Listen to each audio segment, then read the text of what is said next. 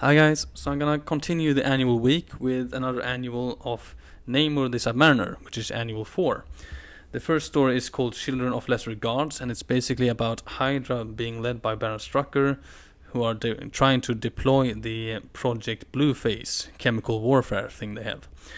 So, while they're doing this, they are basically attacked by these big monstrous creatures, and obviously there's a lot of bloodshed, and while this is happening, others are also affected by these monsters, and basically they attack Aquaria, which is basically a sanctuary for both underwater dwellers and surface dwellers.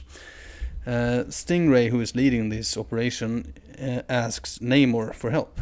So Namor comes and he fights these monsters, and he kind of spots the Hydra submarine. So he tells Baron Strucker that, keep away. I'm gonna try to handle this situation there. Because he noticed that it was his and Marina's offspring. Marina is, of course, an alien who was actually involved with Alpha Flight. She is, however, of an alien species called Plodex, who are very aggressive and they cannot evolve into massive monsters. So apparently the offspring was even worse. Anyway, Baron Strucker didn't really take this seriously, he didn't really like any threats and whatever. So basically he just moved on a little bit and continued his campaign. Meanwhile, Submariner fights the offspring, defeats them, and then he basically comes back to see this submarine still there, and he fights Hydra. Baron Strucker managed to actually run away. Moving on to the next story here, this is Death Shards. So basically, most of Submariner's stories are about pollution in the ocean. So he kind of finds some pollution, he managed to track it back down to some kind of base, and he meets this Death Shards character, who is actually an Atlantean who has been kind of evolved. So this guy has some electrical powers, and he managed to defeat Submariner and actually holds him captive. Submariner escapes, kind of beats this guy again, and he finds out that apparently there's some kind of senator called Tackwood who actually had made the pollution happen, so to speak. So Submariner basically brought the polluted stuff and kind of dumped it into the swimming pool of the senator. So I'm gonna move on with the next annual. This is New Warriors Annual 4. The first story is called For Good and All, which features Psionics. Psionics is basically like an evil supervillain team. So they've been kind of in hiatus as the team kind of split up. However, Asylum has kind of been freed, and he tries to bring the team back together again. So he finds Mathematic, he finds Pretty Persuasion, Coroner and Impulse, kind of brings them together, and the whole goal here is apparently to become new kind of anti-hero team. However, when the new warriors arrive, they kind of fought before, they kind of start to fight them again, and eventually, though, they kind of split off, kind of continue to be this new anti-hero group, but apparently the new warriors, Night-Thrasher in particularly, gonna keep an eye on them. The next story here is called Two Sides. This is a speedball story, and it's basically about his school life not being that great. His grades are failing massively, he's probably gonna have to redo this year, and apparently he has a bully, which he can't really fight as he is a superhero, so he kinda decides to be like the kid he is, to get some revenge on this guy, so he kind of follows him home, although he does realize that this bully is not exactly living a good good life. His father is kind of abusive and kind of gives him a different view on that side. The next story of this annual is called Powerless, and it features Firestar. So this is basically about her friend getting raped at a party. And she can't really do anything about it because she doesn't have any evidence, she can't report it, and she's just feeling miserable. So Firestar basically tries to... she finds this guy, she beats him, she threatens him, she does want to do more, she wants to basically kill this guy, which is understandable, but she doesn't. She just gives him a very tough warning, and I mean the whole story is very emotional, it's very tragic, really, the whole situation. However, it does end right there. So we're gonna move on with the next annual. This is a Darkhawk Annual. The first story is called Future Shock, and it features a new character called Damek, who is apparently the descendant of Dreamkiller, another powerful villain of Darkhawk. Damek is moving. He kind of time travels back in time to Dreamkiller's time to help his hero, his ancestor, Dreamkiller, against the villain, as he sees it, Darkhawk, or Powell. Anyway, he fights Darkhawk, then kinda sets free Dreamkiller, and then he kinda noticed that Dreamkiller is kind of a bad guy. So he changes his ways and helps Darkhawk defeat Dreamkiller, and then he kinda decides to stay in the past to kinda learn. So the next story is called Who's Knocking on My Door? This is a Darkhawk and Doctor Strange story. So basically Doctor Strange finds out that some kind of horror happens in the cyberspace, one that might involve Dormammu. So he needs help from someone who can actually travel into the cyberspace, and he decides to use Darkhawk because he has kind of a technologically advanced suit, and maybe he can do it, basically. So Darkhawk actually goes into the cyberspace while Doctor Strange goes to the dark dimension to fight, or at least converse with Dormammu. While in the cyberspace, Darkhawk fights the mindless ones, and eventually Doctor Strange and Darkhawk work together to defeat Dormammu and seal off this kind of hole that is in the cyberspace. Moving on now with another story called Caught in the Crossfire. So this is yet another story of how basically gangs react to certain heroes, police and other likes. Basically, kids get into the crossfire as gangs react to Darkhawk, and kind of gives him a bit of a lesson. And the last story of this annual is a Savage Steel story, actually, called Down These Mean Streets. So yet again, we have Savage Steel. He's a bit of an anti-hero. He kind of deals with gangs in the local area. The next annual is in fact a Fantastic Four annual it's called Mobius Strip. So in the previous Fantastic Four issues, the Fantastic Four has come in contact with the TVA, otherwise known as Time Variable Agency, and Mobius, who is kind of an agent there. So the last time, Mr. Fantastic basically deleted a file concerning their timeline. Now Mobius's boss has found out that this file is actually missing, and he demands that if Mobius can find it within 25 hours, he won't be demoted. Who knows what that actually means? Anyway, Mobius uses one of the Justice agents, called Justice Love this time, to capture the FF, minus Mr. Fantastic of course, as he's missing, and bring them to the TVA. Without his knowledge, however, Ant-Man kinda hitches a ride on the Justice Love character and kinda tries to help the situation, basically. Invisible Woman is interrogated by Mobius, and she kinda interrogates him about the whereabouts of her husband. Mobius doesn't, of course, know where he is. He barely knows anything about the timeline anymore because the file is missing. Invisible Woman basically knocks him back and escapes. Some more justices are set on her trail.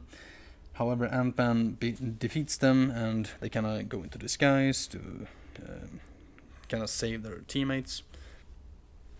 They do manage to talk Mobius into basically looking for new jobs, as he's obviously into a bit of trouble with his boss. So they go to Chronopolis, which is the Kang Kingdom in time.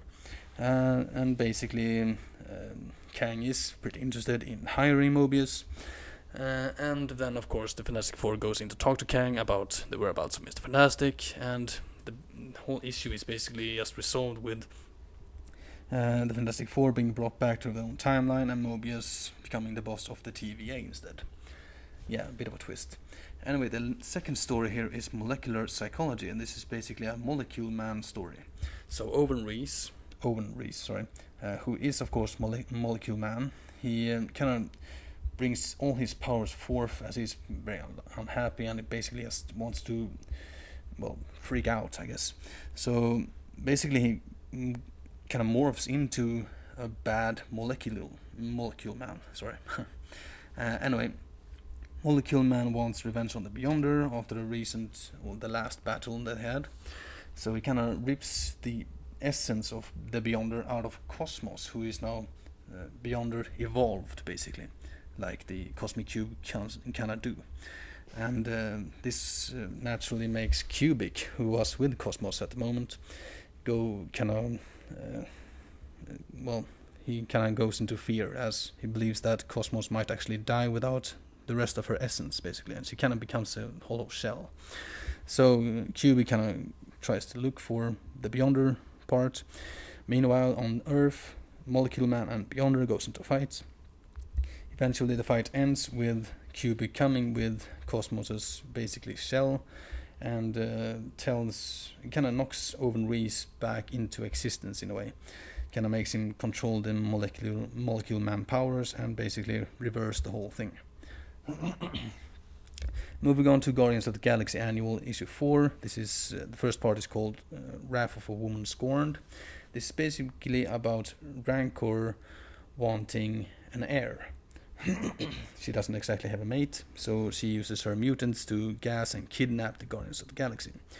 So the Guardians are basically split up right now, right?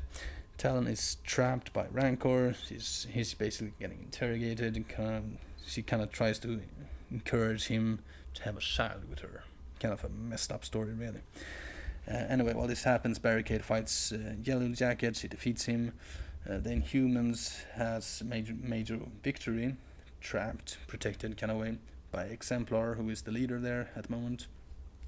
And Batwing comes along, fights them, gets beaten. Mindscan fights Yondu, but is beaten.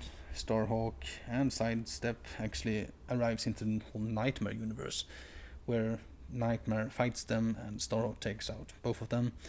Charlie 27 fights some kind of military whole thing here, and Nikki fights Shadow. In the end, it ends with them all back on the ship yet again, and actually Rancor getting what she wants. She is now pregnant with Talon's child. Yeah, kind of a messed up ending, really. Anyway, moving on to Daredevil Annual 10. Now, the first part here is called Vendettas. And basically, it's about Snakeroot, which is a twisted part of the hand. They resurrect Ghostmaker, who is an old Shang-Chi villain, and basically tells him to kill Elektra and Daredevil.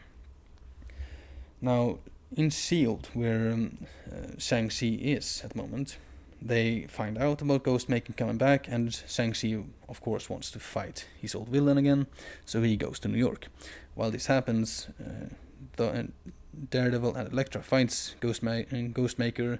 There's a lot of back and forth here, but eventually, though, Elektra actually kills Ghostmaker by basically stabbing the side straight through his head, probably killing him. Anyway, moving on to the next story here. This is a Black Widow story called Dead End. Now, this basically is about the face virus thing that actually was in the Daredevil previous issues, where it basically ended with him faking his own death. Now, an old villain of Black Widow, I guess you can say, called Karla from the Soviet Union. She had basically been ordered to fight and kill Black Widow, and she defected. Later on, Black Widow was in fact pardoned by both US and the Soviets. However, Karla, now being known as Osaka, I think it was anyway, who was actually in Snakeroot, is still on Black Widow's tail. Moving on now to another annual. This is Silver Surfer Annual 7. The first part here is called To Serve. And it's basically about Morg, this new Herald of Galactus. Basically wants to kill the other former heralds. So he fights some Skrulls in the beginning. He then comes over to Airwalker and Firelord and fights them, beats them both, basically just slices and dices Airwalker just to tiny pieces almost. And fairly easily actually defeats Firelord as well. He's very close to actually killing him in front of Galactus when Silver Surfer arrives, stops, and actually just beats the living shit out of Morg. Then Silver Surfer makes a deal with Galactus because Galactus really wants to have Morg as his herald, because he's basically the best one so far. So Silver Surfer makes a deal. He basically tells Galactus to save and spare Firelord and Airwalker, and then I will be basically causing less trouble to you both. So he basically just uploaded Airwalker, who's basically just a program at the moment, into a big computer on a ship, and Firelord basically just was allowed to leave. The second story of this issue is a legacy story. Legacy is of course the child of Mar-Vell, the original Captain Marvel. So this is called Running from the Past, and it's basically just what he does. He runs. He doesn't want to be associated with his late father, and he basically runs to Calculex, which is a planet where people are basically outlaws. And apparently some people still recognize him for what he is. They kind of chase him. He's ready to fight, as of course Captain Marvel had a lot of enemies. However, they actually turned out to just want to thank him for his father's deeds, as apparently Captain Marvel had saved several of them from death. So that ends that in a very nice twist. Moving on to Punisher Annual 7. This is actually a new Euro hit. It's called Euro Hit 94.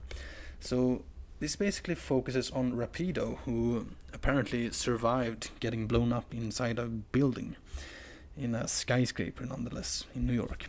This is straight after that incident, and Shaford and Architect saved him and actually rebuild him. So they're gonna start a new Euro hit, right? They need to take out certain special people who are gonna oppose them, which they had done in the previous Euro hit. So Rapido is basically ordered to find and kill Morgan Sinclair, and he believes he does. He believes he kills her. He also is ordered to kill Jack O'Nook, I think it's called. Again, he thinks he does. He sees Snakebite, who is apparently had died in the previous Euro hit, and is very suspicious about this, of course. Never heard of him again after that, but apparently he is back again. And meanwhile, he goes out to fight Outlaw, who is basically just a British kind of Punisher. And then, of course, Architect finds out that this Snakebite guy is actually blackmailing him about the whole Euro hit. And when he finds out that Rapido knew about Snakebite being alive, he gets furious. But they make a meeting with Snakebite, and it turns out to be Punisher in disguise. And all the others who are supposed to have been killed, Jack O'Nook, Outlaw, Morgan Sinclair, and plus, of course, Microchip, they're all there, fights, and Architect dies by O'Nook's hand, or gun. Shafur dies by Morgan Sinclair's hand, or gun. And Rapido is basically put in the hospital after being severely beaten. So that ends that annual. Moving on to Punisher Warzone Annual 2. The first story here is called Hurt So Good, and this is quite the tale actually. So in the previous Warzone issues, Punisher had a war basically with the Carbones. So he had killed Sal Carbone, who was just, fairly easy to kill actually. Turned out that this guy actually wasn't dead, he was more like brain damage or something. He now calls himself Thorn. He has no idea who actually was. He has no idea he's Sal Carbone. And he accidentally disrupts some kind of drug affair or gun affair or whatever that was led by a powerful warlord or gang lord called Kiki. Yeah, so Kiki is pissed. She wants this guy dead, and she kind of follows the trail, or he follows the trail, I don't know, to New York, where this guy basically just follows one trail, and that is basically finding this stone-faced guy who he actually remembers when he was supposedly had died. That's Thorn, of course. The stone-faced guy is, of course, Punisher, and he actually finds him in a bar, just kind of accidentally.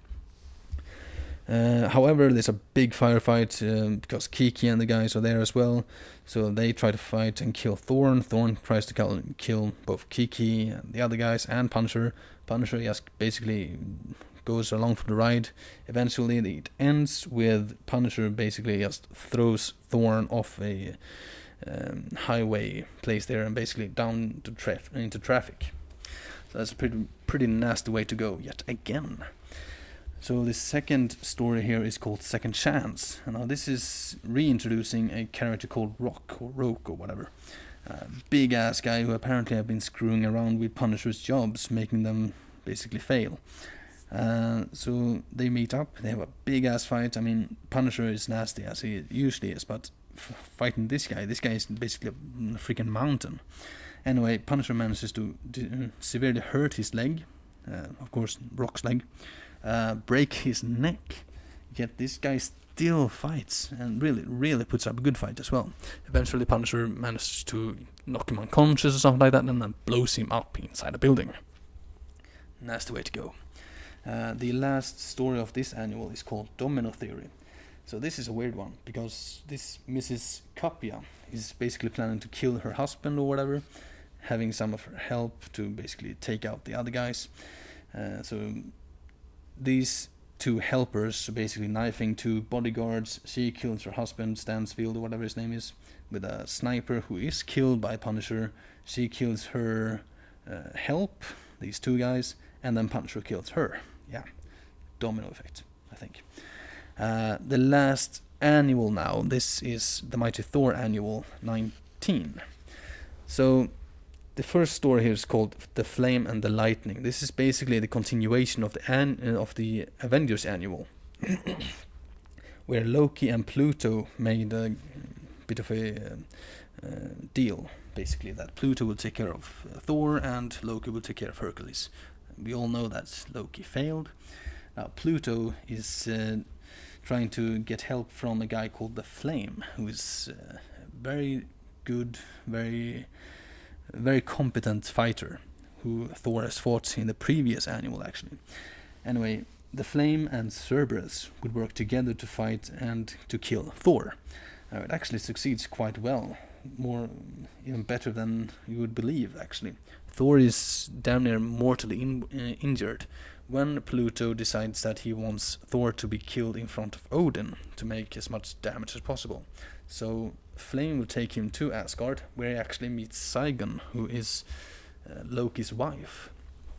Now, surprisingly, Loki actually does love his wife. He's kind of shown some kind of non-emotion towards her in previous years, which is why this is so surprising.